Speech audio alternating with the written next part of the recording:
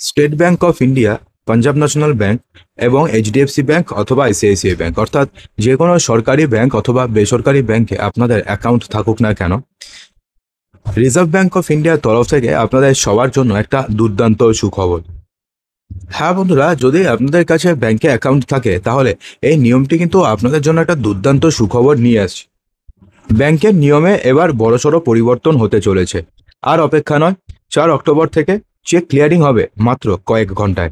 জারি হয়েছে reserve bank of ইন্ডিয়ার নতুন গাইডলাইন্স।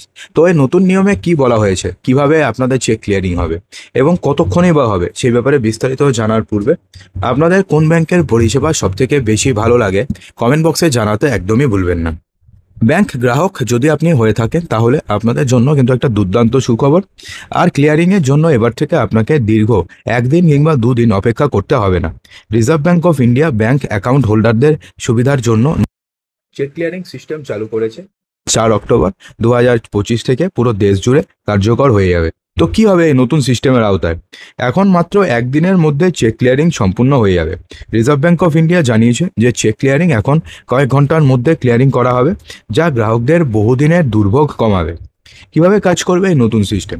আরবিআই জানিয়েছে যে ব্যাংকগুলো দ্রুত চেক ক্লিয়ার করার জন্য সিটিএস অর্থাৎ চেক ট্রানকেশন সিস্টেম বৈশিষ্ট্যটি ব্যবহার করবে। এই সিস্টেমের অধীনে আপনি একটি চেক জমা দেওয়ার পরে ব্যাংক তার একটি স্ক্যান কপি সংশ্লিষ্ট ব্যাংকে পাঠাবে। অর্থাৎ ধরুন আপনাদের স্টেট ব্যাংক অফ ইন্ডিয়াতে অ্যাকাউন্ট রয়েছে, আপনি স্টেট ব্যাংক অফ ইন্ডিয়াতে একটা ধরুন এইচডিএফসি ব্যাংকের চেক দিলেন। তো কি হবে, তার একটা স্ক্যান কপি ব্যাংক প্রথমে এইচডিএফসি ব্যাংকে পাঠাবে।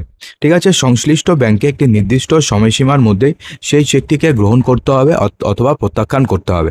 অর্থাৎ যদি এমনটা মনে হয় যে চেকের সমস্ত কিছু ঠিক রয়েছে, কোনো ভুল নেই, চেকের সাইন ঠিক আছে, তাহলে সেক্ষেত্রে সেই চেকটিকে অ্যাকসেপ্ট করা হবে।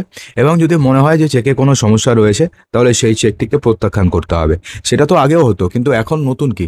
এখন নতুন হচ্ছে এই কাজটিকে এখন খুব কম সময়ের মধ্যে করতে হবে। আগে যেটা 2 দিন 3 দিন সময় পাওয়া যেত, কিন্তু এখন থেকে সেটা আর পাওয়া যাবে না।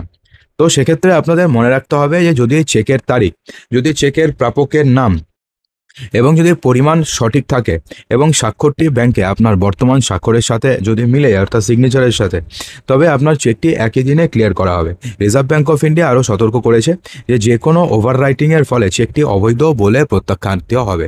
অর্থাৎ যদি আপনাদের চেকে কোনো প্রকারের ওভার রাইটিং থাকে, সে যে কোনো প্রকারের ওভার রাইটিং থাকুক না কেন, যদি ওটা দেখা যায় তাহলে সেই চেকটি রিজেক্ট হয়ে যাবে। সেই চেক দিয়ে আপনি কোনো কিছু ক্লেম করতে পারবেন না, অর্থাৎ সেই চেক দিয়ে আপনি টাকা পাবেন না। তো 2টি ধাপে বাস্তবায়িত হবে রিজার্ভ ব্যাংক অফ ইন্ডিয়ার নিয়ম। রিজার্ভ ব্যাংক অফ ইন্ডিয়া জানিয়েছে যে চেক ক্লিয়ারেন্সের ব্যবস্থাটি 2টো ধাপে বাস্তবায়িত হবে, যাতে ব্যাংকগুলো প্রস্তুতি নেওয়ার জন্য যথেষ্ট সময় পায়।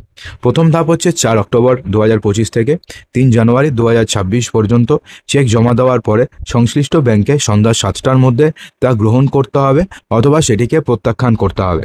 দ্বিতীয় ধাপ হচ্ছে 3 জানুয়ারি 2026 থেকে চেক ক্লিয়ারেন্সের জন্য প্রয়োজনীয় সময় কমিয়ে আনা হবে মাত্র 3 ঘন্টায়।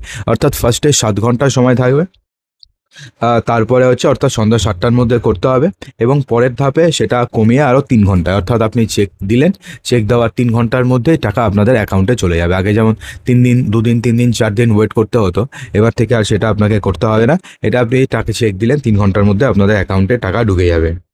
তো এই নতুন নিয়মে গ্রাহকদের উল্লেখযোগ্যভাবে সুবিধা হবে। যেখানে আগে চেক ক্লিয়ারিংয়ের জন্য 2 থেকে 3 দিন সময় লাগতো, এখন সেটা আরও দ্রুত আসবে। শুরুতে 1 দিনে আসবে এবং তারপরে 3 থেকে 4 ঘন্টার মধ্যে আপনাদের অ্যাকাউন্টে পৌঁছে যাবে। তো বন্ধুরা, আপনাদের মধ্যে কারা কারা চেক ক্লিয়ারিং করেন কমেন্ট বক্সে জানাবেন, এবং ভিডিওটি কেমন লাগলো সেটাও কমেন্ট বক্সে জানাতে একদমই ভুলবেন না।